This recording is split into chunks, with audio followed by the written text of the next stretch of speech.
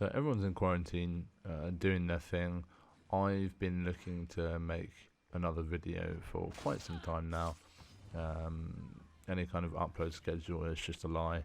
But this video is essentially just me having a bit of a ramble, bit of a talk about what I've been doing recently and how that's turned into quite the enjoyment for Assassin's Creed Odyssey. I've been splitting my playtime recently between a couple of things.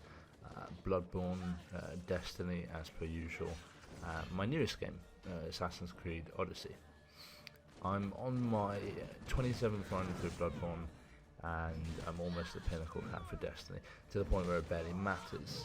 So I've really been looking for kind of something else to play, and Odyssey was one of the games on the March sale, and I've always really wanted to play it. I've always really been interested in ancient Greece, Greek history, mythology, all of those kind of things. So as an Assassin's Creed game, I was like, yes, let's play this.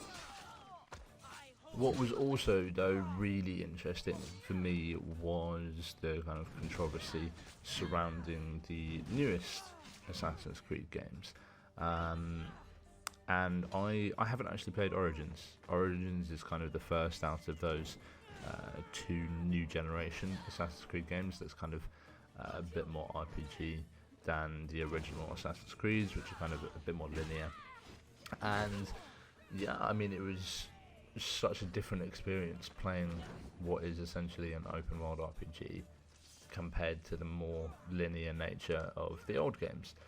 I think there's always been a bit of outrage, you know, you're on the internet, people are always going to be upset over something, but a lot of people I think are blinded by a bit by nostalgia about how it's not even Assassin's Creed anymore. But that kind of got drowned out for me by the multitudes of critics as well as general players who love the new approach to the game, and that's kind of what I wanted to just kind of talk about, really, because I think it's just really interesting. I think they've done a really good job with evolving the game rather than letting it stagnate. So first things first, I don't think there's any denying that Odyssey is one of the best looking games I've actually ever seen.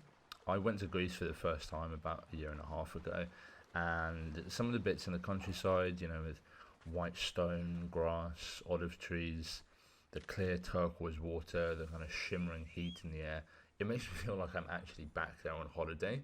It's just amazing how they've managed to bring this to life. All the cities that you go and visit in the game really do feel like these miniature versions of their historical counterparts. They're kind of huge buildings, statues of the gods everywhere, with sweeping countryside and farms just on the outskirts. I could go on for a very long time about how impressive it is. The environments are super varied as well. You know, you have traditional grass and white stone. You know, you end up hopping through several volcanoes, deserts of parched sand with only the occasional tree, and then there's places. There's one place called, I think it's called the breadbasket of Greece, named for the crops it mainly grows, and it's just fields upon fields of wheat. And when I first saw it, I was just like, well, this is so distinctly different. I was just like, wow. It really feels like you're in this kind of agricultural haven. Each of the locations feels like it actually has real effort, real detail, and real history put in. I think that's something that Assassin's Creed has always done so well, with bringing historical locations to life in a universe of their own. And I feel like that aspect of Assassin's Creed is still present, and they absolutely nailed it in this. The sea and the storms, though, have to have an honourable mention. Just some of my favourite parts of the game. The sound design for lightning and storms is absolutely unbelievable. It feels like you're in the middle of a storm.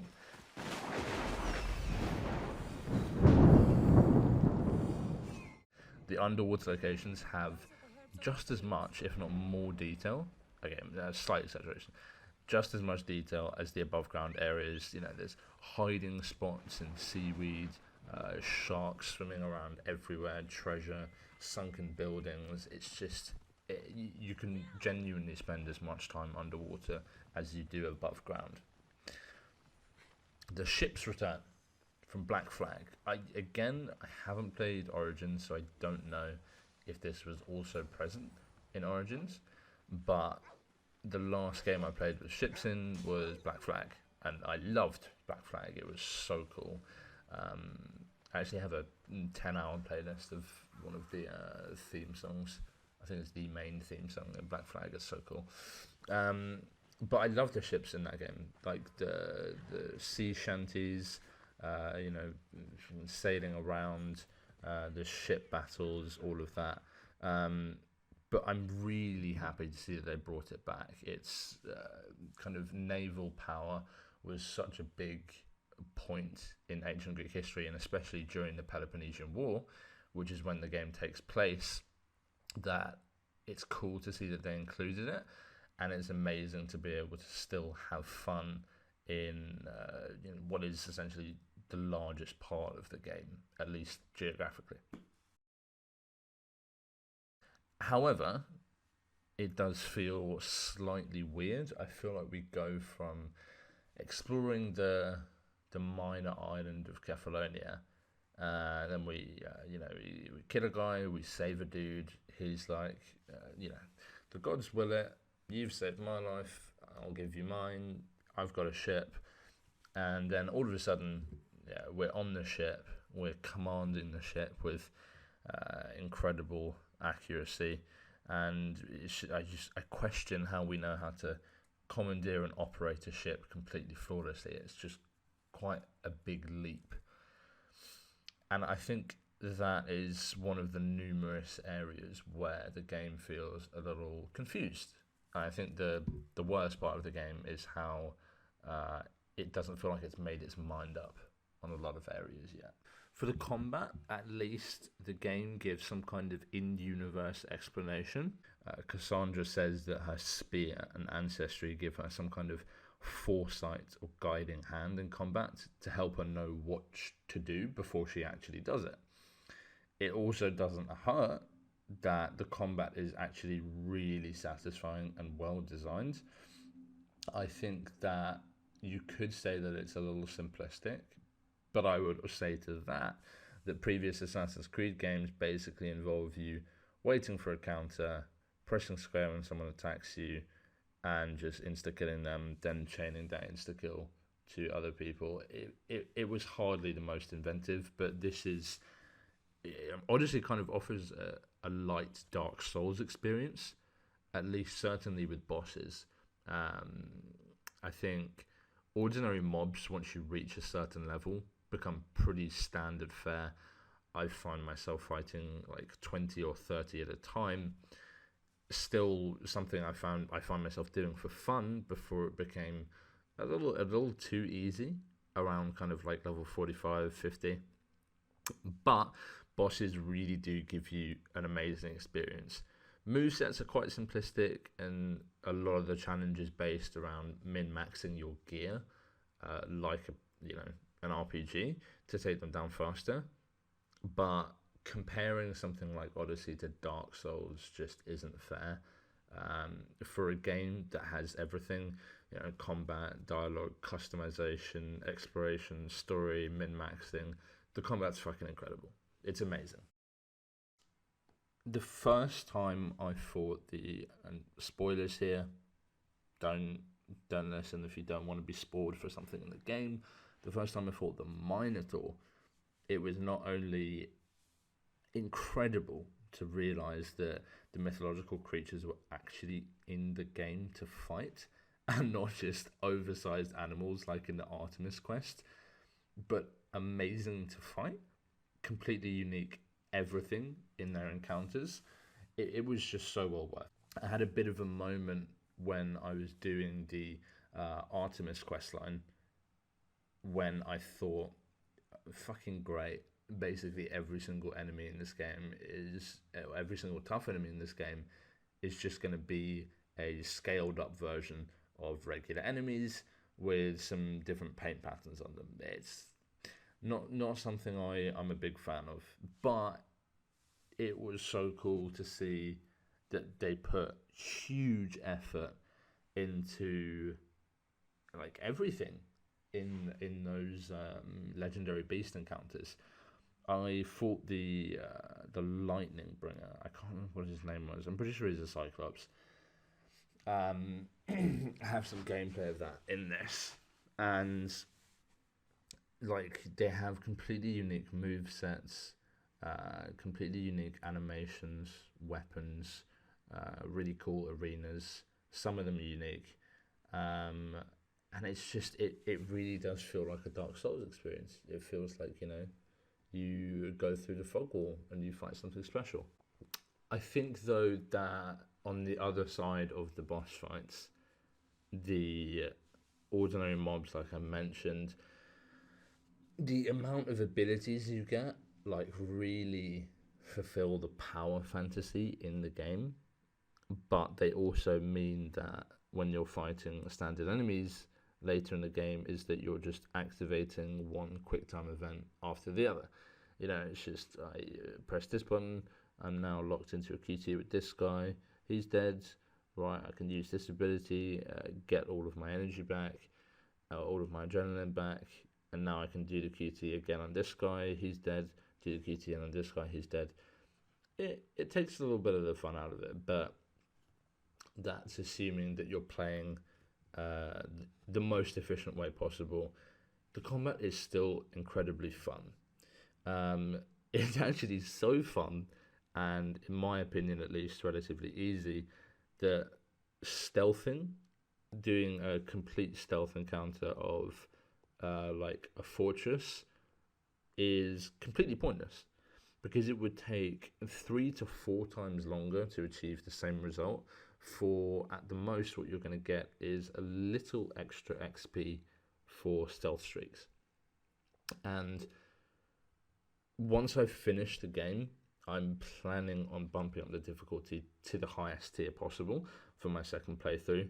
And I'm really hoping that this actually incentivizes me to do stealth, as it hopefully provides a bit more of a deterrent from walking into a fortress and just murdering everything, which is a lot of fun. However, the dialogue and story, as well as some mechanics, feel really hampered by the fact that Odyssey feels like it has 1 foot in and 1 foot out of the door. Inside the door, right, is the Witcher 3 template, which is clearly a game they've taken dozens of ideas for inspiration from, learning from the best, no harm in that. It's a truly open world RPG. It has choice, meaning, and intricate characters. On the other side of the door, outside of the door, is old school Assassin's Creed. Linear story, set in stone characters, limited flexibility with everything from customization to choice to just general individuality. And as far as I know, Odyssey is the first game to offer actual choices in quests. I don't think Origins did this, and there are quite a few times when the dialogue feels completely out of character for Cassandra, and I think it shows that it's the first attempt. You have a look at the gameplay on the screen now. What happens here is this is a continuation of a quest line with a character that starts quite early on in the game, and she's trying to find meaning, find purpose, trying to start her own adventures. And you, essentially what she does is she fakes a load of shit to come up with her own adventure, and you can romance this character, and you bother her, you keep being persistent, then you fuck, and as soon as you come out from doing the deed, you come straight back out and you give her the verdict on whether or not you think she fabricated the situation, or it's actually come about organically. And I was like, I'm not gonna lie, I'm just gonna tell her. And then obviously it was a bit like, oh, we just fucked, but now you're gonna tell me that. And then immediately after she's obviously visibly irritated with you, you can then try and romance her again. And she's like, what the fuck are you talking about? And Cassandra's just like, oh, might as well try. And then after that, she's like, okay, well, that's it then. And then you're given the option to ask her to join your crew. And then she's like, why would I do that? And then you give some callous talk on how you almost had me convinced you're pretty good, so you might as well come and join me. What else have you got to lose? And then she's like, oh, okay, alright, might as well. It's a bit callous and calculating for someone like Cassandra. So tying together the character of her, someone who's a passionate warrior, she cares about her family, bitter towards Sparta and her family for history, it's really tough. You can't reconcile, you can just say and do anything you want, but sometimes you're forced into being violent and sometimes you're forced into being a pacifist. Reconciling that with the character that they've clearly set out for her through the main story, it's really difficult. I don't think they quite nailed it this time, but it's a first effort. I think they did a remarkable job considering it's their first foray into something like this.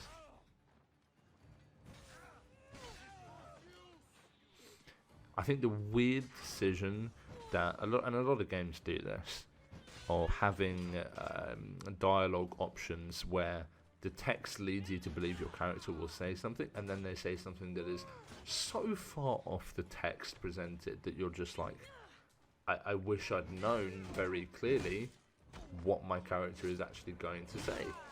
I don't think that helps. There are a couple of times when I picked a dialogue choice and I'm like, okay, I wish I hadn't said that, because that might have been a bit unnecessary, or that wasn't strong enough, or something like that. Like, just show us what they're actually going to say. I think it's much easier to present choice when your character is the nameless hero of a background of your choice. Something like Skyrim. They come from nothing, and then by the end of the game you can build them up into who you actually want them to be. And not only that, but there's there aren't any emotions or characteristics forced upon you. There are simply titles and achievements. But Cassandra is a character unto herself. She has characteristics, she has emotions, and the quests try to ascribe a variety of different emotions and tack them onto that existing character. So of course at times the dialogue feels completely contradictory. It's confused about who she wants to be. On the other hand, the acting in the game is unbelievable, both physical and audible. The motion capture is top notch, and the voice acting is some of the best I've heard in years, topped by the amazing performance of Cassandra's voice actress, Madhusanthi Mahut. Even some of the most bizarre dialogue choices that I have made, and sometimes I really do question the script, sounds amazing delivered in her voice. I think for me, probably the greatest metaphor for Odyssey as a whole is the staple gameplay feature of Assassin's Creed, the freerunning. It's completely unlimited in this game. You can climb completely sheer, slippery cliffs straight out of the water with no visible handholds on them.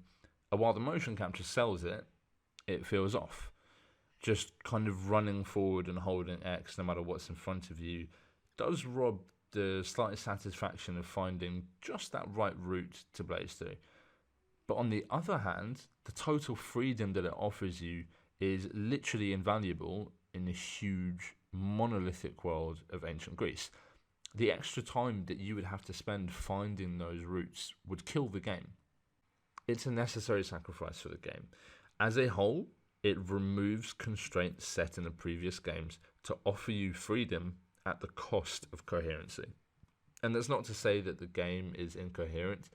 It's just that crafting a world full of choice and tacking that onto a fully fleshed out character and world is a really difficult challenge. There's more to do. So I'm very excited to see what they do with the new one. I really do think it's remarkable that Assassin's Creed it's actually one of the longest running AAA franchises around. Assassin's Creed is something you can mention in the same breath as Call of Duty, Halo, Gears of War, Destiny. It's one of the big, one of the big franchises. It's been around for a really long time, and despite what a lot of people say, this isn't real Assassin's Creed anymore. I think that in order for a game series to remain relevant, you've got to do at least something differently, and you can't do what they've been doing with the older Assassin's Creed games, the old generation of Assassin's Creed games, which is make slight improvements every game, some slightly bigger than others, but just keep building on your existing foundations. No, you need to wipe most things away and establish a new foundation, and that's what they've done so far. So I think next I'm probably going to pick up Origins after I finish this off, because this has been so much fun. It's been so much fun, and especially I think it's been a nice breath of fresh air from playing Destiny so much. Viking times, which is interesting, but I would kill for a World War II Assassin's Creed. I think that would be awesome. I'm a sucker for World War II stuff, so I might be slightly biased. Let's go.